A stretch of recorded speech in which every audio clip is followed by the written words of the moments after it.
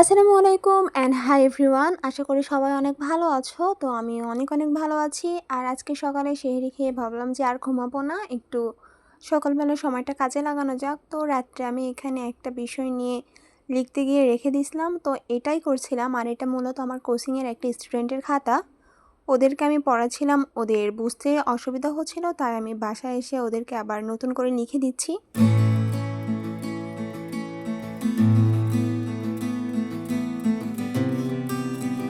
তো ওইটা লেখা শেষ করে আমি একটু নিজে নিজে ইংলিশ প্র্যাকটিস করতে বসলাম। আর এটা আমি ডিউতে যখন পরীক্ষা দিয়েছিলাম তখন কিনেছিলাম। আর এখানে আমার পছন্দের ছাড়রা ছিল মহসিন ভাইয়া, সজীব ভাইয়া, দেন স্বর্ণ ভাইয়া। আর এখানে খুব সুন্দর মতো বুঝিয়ে দেওয়া ছিল যে একটা সেন্টেন্স কিভাবে এবং কত রকমভাবে গঠিত হতে পারে।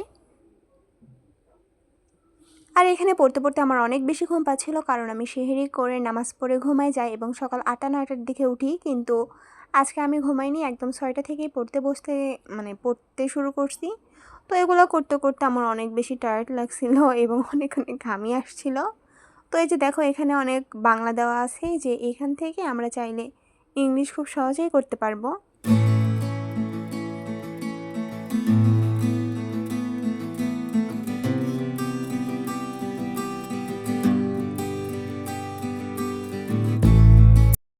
প্রায় অনেক সময় ইংরেজি পড়ার পরে ভাবলাম যে একটু বাংলা কোনো বিষয় নিয়ে পড়া যাক, কারণ সহজ বিষয় পড়তে তো সবার অনেক ভালো লাগে।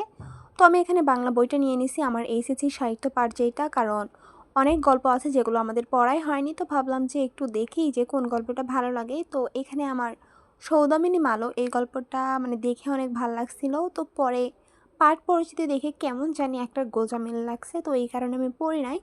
আর তোমরা চাইলে আমাকে সাজেস্ট করতে পারো যে আমার কোন ধরনের উপন্যাস এবং এই ফ্রি টাইমটাতে কী কী পড়া উচিত।